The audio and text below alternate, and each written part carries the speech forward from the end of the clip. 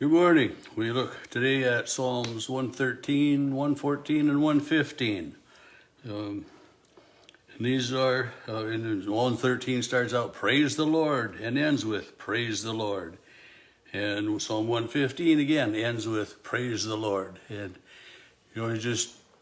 that's a three-word phrase that comes up often in the Psalms. And I think it's just a good reminder that, that God is so good to us that we need to praise the Lord. Remember to give thanks. And I mean, I know that back in Psalms, I don't know what numbers they were, 106, 107, 108, and that we see that same phrase, often and often repeated in the Psalms. And in some ways it's, like go in peace, serve the Lord, or thanks be to God, and O Lord, hear our prayer. Some of those phrases and refrains that we repeat and sometimes get to be just kind of rote, and we don't really think about, what it is that we're saying.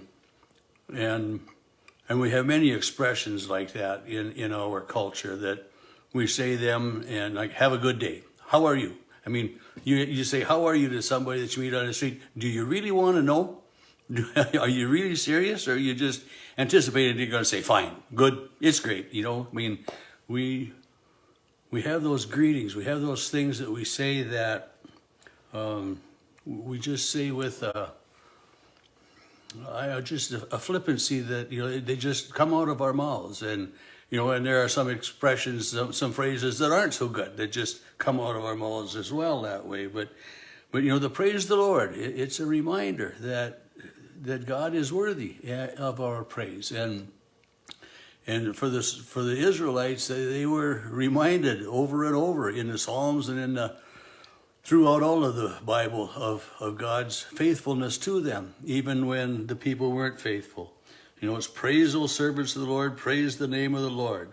Blessed be the name of the Lord from this time forth and forevermore. Well, the Lord's name has always been blessed, and we don't need to ask for it, but we need to live like we are blessing the Lord. Live like we realize that he needs to be, he deserves, doesn't need, he deserves to be blessed and held holy.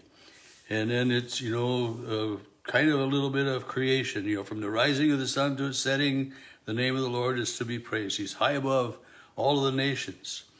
And then verse 5, who is like the Lord our God, who is seated and looks down? And here, God notices everybody. He raises the poor from the dust. He lifts the needy from the ash heap. He gives the barren woman a home, making her joyous mother of children. Praise the Lord. So, I mean, there isn't anybody that is beneath God's view, beneath God's love, beneath God's charity, beneath God's forgiveness.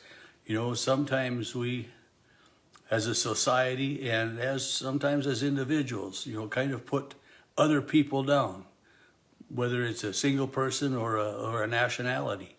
But it's a reminder that God notices, that God knows each and every one of us.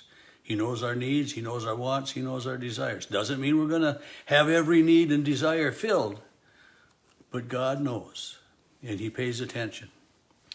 Psalm 114 talks again about God's great deeds in leading the Israelites out of captivity. When Israel went out from Egypt, the house of Jacob from a people of a strange language, Judah became God's sanctuary, Israel his dominion. And, and then it tells, the sea looked and fled, the mountains skipped like rain.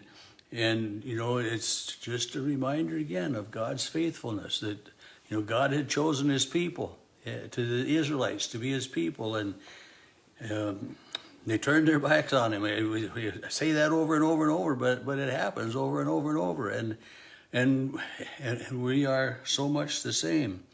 But yet God is always there.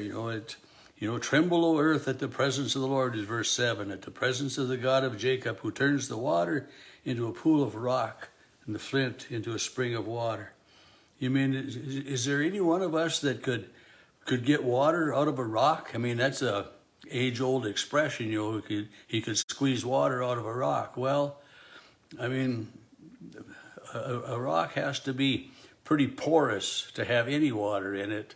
And I imagine that, even the hardest rocks, there is got to be some moisture in there, but in order, for us to get it, it's impossible. But yet God had Moses strike the rock and water poured forth. It's just a reminder of God's superiority, of God's dominion over the earth, of the earth and all of creation, responding to God's commands, to God's wishes, and to God's actions. Psalm 115 is some liturgy, that could very well have been used in worship and broken up into parts as, like the first couple verses, verses 1 and 2 are very similar to like 9 and 10, 11. Maybe it was sung by a group, and then the next, like 3 through 8, would have been, a soloist singing, reminding of how great God is and how impotent an idol is. Oh God, our God is in heavens. He does whatever he pleases. Their idols are silver and gold, the works of human hands. They have mouths but don't speak. They have feet but can't move, eyes that can't see, ears that can't hear, noses that can't smell. These idols are nothing. I read a little story about a boy who wrote an article for a school, and it was Dominicans, some have no head, some have no arms, some have no brains. Dominicans can't do this. Dominicans can't. And come to find out, he was thinking about mannequins. A mannequin in a store. And we've all seen pictures and stuff or videos of someone who is posed like a mannequin and then all of a sudden moves when somebody comes by.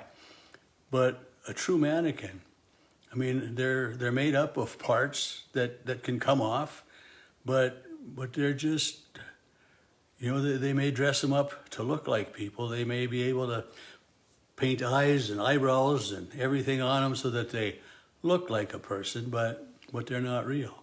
They can't move, they can't walk, they can't breathe. It's like the story of Pinocchio, this wooden figure that's carved, by Geppetto,